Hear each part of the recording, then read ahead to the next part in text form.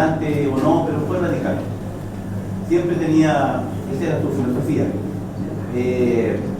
Yo quiero hacerle dos consultas. Senador, yo toda la vida por televisión usted lo seguí, en todo, en Tolerancia Cero, donde usted había y yo estaba haciendo zapping, lo veía y lo empezaba a escuchar. Siempre me ha gustado la forma, su forma de ser. Creo que es una persona, a mi juicio, que tiene credibilidad, etcétera, etcétera. Yo quiero hacerle dos preguntas que a mí en este minuto como familia nos afectan. Mi señora es profesora y ella no me pudo acompañar ahora, ¿sabe por qué? Porque está planificando. No tenemos vida familiar porque planifica hasta la 1, 2 de la mañana, dando. ¿Cómo puede ser que para un profesor, básico sobre todo, va a ser vida, senador, que eso de salir del trabajo, llegar a la casa y seguir trabajando en la casa? Es ilógico e irracional. En este minuto, mi señora estudió en la universidad de educación porque le gustaba, no por casualidad. Pero me dice, en este minuto, si yo me pudiera ir, me iría encantado. Me iría encantado porque estoy cansada de eso. Entonces, esa es la pregunta primera que yo quería hacerle, senador. ¿Qué va a hacer usted? Y Dios mediante, si así es, que usted saliera presidente. Me encantaría salir presidente, no me cabe la menor duda, me gustaría. Pero, ¿qué haría usted en eso? Porque todos dicen lo mismo. No, la educación, la reforma educacional, pero eso fue, para mí, es una cuestión de palabras al viento, porque en la realidad, mire, las personas que están detrás de un escritorio, que fuman un buen puro y un café, no tienen ni idea de lo que pasa en el agua, no tienen ni idea. Mi tía ella trabaja con 27 alumnos, 10 niños con deficiencia, y ella es profesora básica, no es psicóloga, no es, y tiene que ser mamá, cambia de pañales, papá, profesor, y más encima son agredidos. Les pegan a los profesores, llegan los apoderados, o sea, están tan empoderadas la gente que les faltaron el respeto. Y yo creo, senador, que en este minuto, en este país, que es nuestro querido país, cometieron el gran error los grandes políticos o todas las personas cuando le quitaron la autoridad a los padres y le quitaron la autoridad a los profesores. Ahí estamos en pico. Y si eso no se modifica, vamos a ir, aunque venga quien venga, eso no va a cambiar. Y la otra pregunta, que es cortita, usted en una entrevista una vez, cuando antes que Ricardo Lagos salió, que yo voté por Lagos, pero me arrepentí el resto de mi vida porque él fue una persona que gobernó para los ricos. Él no es un socialista, él es un de derecha. Para mí es transformado, y yo me arrepentí al votar por eso. Pero mire, senador, usted le hizo la siguiente pregunta después que terminó, le dijo, nosotros vamos a estar atentos, cuando él prometió esto y lo otro, atentos de que esto se cumpla. La pregunta es, si usted llega a ser presidente, ¿también usted va a cumplir y nosotros vamos a estar atentos a que usted cumpla o usted también es de lo mismo? Esa es mi pregunta.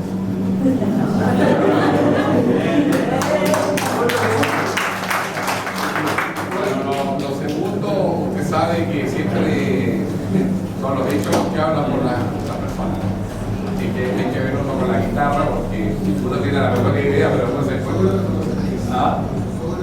Claro, después tú evalúas finalmente, pero uno trata de hacerlo bien, estamos con todo el entusiasmo. Por eso que hemos estado siendo bien cuidadosos de ir estudiando los problemas de hablar tanto, y todo el mundo se queja de que uno no hace declaraciones.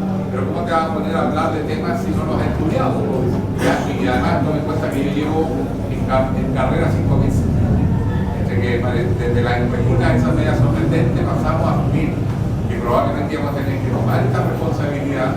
Y en 5 meses hemos armado redes, hemos trabajado contenido, o sea, estamos contra el tiempo, compitiendo con una clase política que lleva 29 años o 27 años en quitar el poder en nuestro país. Y claro, ellos dicen programa, si deben tener programa para todo. ¿Por qué no lo han hecho? En cambio, uno ha tenido que partir de cero y en 5 meses le estamos haciendo la pelea. Pero en el tema de la docencia, después voy a hacer un pase, hola César. No olviden que estamos con reformas que algunas empiezan a entrar a funcionar, por ejemplo la mejora del sueldo de los profesores, que ahora a mediados de año, en junio me parece, comienza a pagarse y que va con un premio especial, no premio, sino un poquito mejora más amplia para los profesores que trabajan con los niños vulnerables. Después tenemos un aumento progresivo de las horas cronológicas para dedicarse a la planificación docente, que viene a continuación. Para evitarse y que sábado y domingo en el colegio. Sábado y domingo, sí. Claro. Ahí hay una profesora. Bueno, yo también fui profe y yo me acuerdo que las pruebas las corregía en la casa porque te llevaba las pruebas y era un atado. Yo me acuerdo que me proponía ponía, porque yo hacía prueba de contenido, no de alternativa, que es más fácil. En la prueba de contenido yo decía, primero, gran problema, oiga 10. Segundo, le iba poniendo anotaciones para poderlas hacer en montoncito.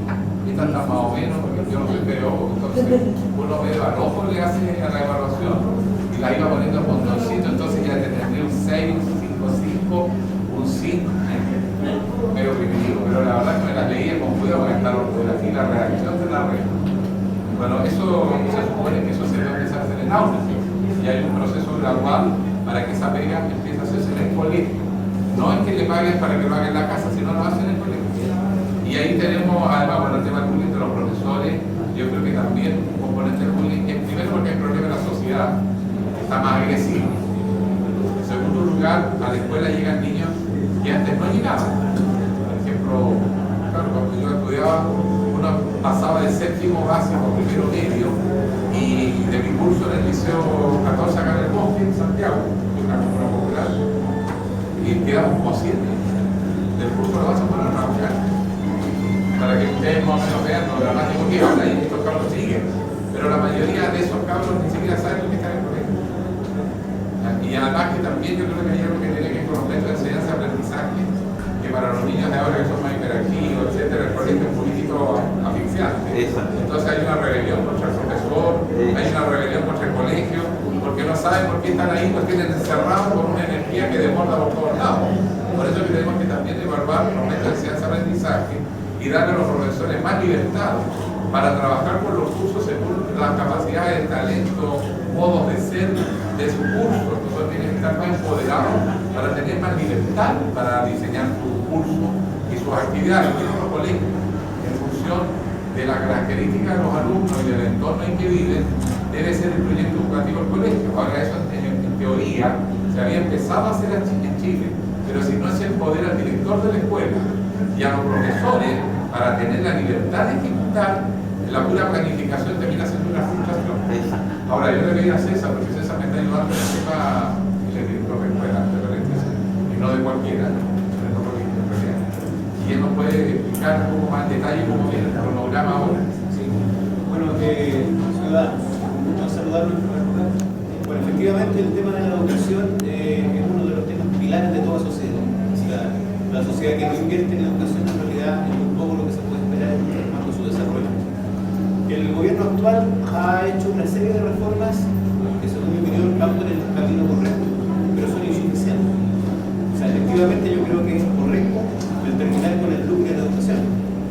Es correcto, ¿no es cierto?, el haber aprobado una ley que disminuye las horas lectivas y aumenta las horas no lectivas, precisamente para que los profesores revisen las pruebas, planifiquen en el colegio y no en la casa. A partir de este año se aumentó la cantidad de horas no lectivas de 25 a 30% hasta el 2018. El 2019 sube a 35% y el 2020 a 40% en los colegios vulnerables. Sin embargo, hay dos problemas ahí. Un problema es que el estándar internacional en realidad nos habla de 50 y 50. Y por lo tanto, llegar a 50 y 50 no se ve tan cercano. Por lo tanto, ahí hay que hacer un esfuerzo mayor. Y segundo, y ahí hay otro pero que es más significativo todavía. El estándar internacional habla de 50 y 50, pero no con 44 horas de clase, o 38 horas de clase como tiene una profesora básica, con 30 horas de clase, o con 33 máximo. En Finlandia los alumnos tienen 30 horas de clase, incluso en realidad tienen menos. Acá nosotros tenemos un horario absolutamente hiperdesarrollado y que no existe ningún estudio que haya comprobado que la jornada escolar completa, así como está, haya tenido un impacto positivo en los alumnos. No existe ningún estudio. Al contrario, efectivamente. Por lo que un avance en este plano que implica meterse en lo que ocurre adentro de la escuela y adentro de la sala de clase pasa por revisar la jornada escolar completa y que sea efectivo que en las tardes los alumnos vayan a desarrollar actividades artísticas, deportivas y recreativas y que no sea solamente en el papel. Por lo tanto, hay que revisar la cantidad de horas. Y para revisar la cantidad de horas también hay que revisar la cantidad de contenidos, porque los contenidos que tiene el sistema escolar chileno son por mucho superiores a cualquier otro sistema escolar y superiores a los sistemas escolares más desarrollados del mundo. Los sistemas más desarrollados del mundo no tienen tanto contenido, tienen menos contenido, pero mucho más profundo en cuanto a su tratamiento y con mejor metodología. Acá no, acá es un listado de contenido y más encima te ponen CINCE y te ponen PSU que te controlan esos contenidos y por lo tanto obliga al profesor más encima a que tiene que tratarlos todos. Y los tiene que tratar todos al final superficialmente. ¿Lo puedo interrumpir un segundo? ¿Cómo pueden comparar un CINCE, imagínense ustedes, de un colegio aquí en San Carlos, de un colegio fiscal con puros problemas sociales enormes y lo comparan con el Diego de Ávila? ¿Dónde están esas mentes? ¿Cómo van a comparar a los niños con estos niños? Eso no lo puedo entender, es que el CINCE lo evalúan igual. Eso no lo puedo entender. O un CINCE en una escuela rural, como un CINCE en una escuela urbana, utilizando el mismo CINCE, con el mismo lenguaje, con ejemplos urbanos para el niño rural. El niño rural, por supuesto, que le va a ir más mal. Entonces, hay un tema de pertenencia cultural que no existe tampoco.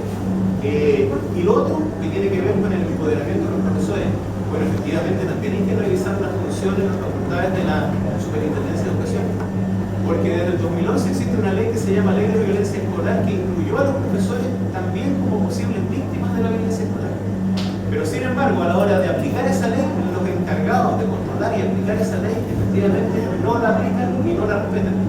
Por lo tanto, hay que revisar las facultades y las funciones de la Superintendencia de Educación y agregar a lo mejor figuras como figura del protector del profesor o una persona que en cada superintendencia esté preocupada exclusivamente de la protección de los profesores, porque la indefensión de los profesores efectivamente lleva a que el manejo que ellos tengan conductual en la sala de clase sea tremendamente débil. Además, ¿cómo nosotros podemos entender que la Superintendencia de Educación aplique multas de dinero a establecimientos municipales que no tienen fines de lucro? O ahora con la nueva ley, que los establecimientos ahora ya no van a tener fines de lucro, ¿cómo le vas a aplicar multas en dinero? Cuando en definitiva, al no tener fines de lucro, todo ese dinero va a los alumnos. Por lo tanto, si yo monto un colegio, en el fondo le estoy quitando el dinero a los alumnos, no al sostenedor, porque el sostenedor ya no puede emplear. Entonces, todas esas incoherencias repercuten en la sala de clase. Pero, por ejemplo, para resumir, medidas como revisar la jornada escolar completa, disminuir los contenidos, mejorar la tecnología, mejorar las estrategias de enseñanza-aprendizaje, dotar a los profesores efectivamente de un empoderamiento mayor, evidentemente para tener una fuerte repercusión en el aula. Otras medidas como, por ejemplo, sumar más profesores en la sala de clase. Si no tiene por qué haber un profesor en la sala de clase, en Finlandia son 2 profesores por 20 alumnos en la sala de clase. Es 1 cada 10. Entonces, que a ellos les vaya bien, Que 1 por 40, por 30. acá es 1 por 40. Por lo tanto, ahora esa es la etapa de bien. Esa es la etapa en la que hay que avanzar. Y avanzar en esa etapa es difícil porque también hay que convencer a los funcionarios del Ministerio de Educación que es importante avanzar en ese terreno y hay que abrir un nuevo debate. Y también incorporar en ese nuevo debate al colegio de profesores y a las organizaciones de profesores que tienen una obligación también de hablar de educación. Tienen una obligación de plantearse frente a estos temas pedagógicos. Y por lo tanto, es un tema que también requiere participación.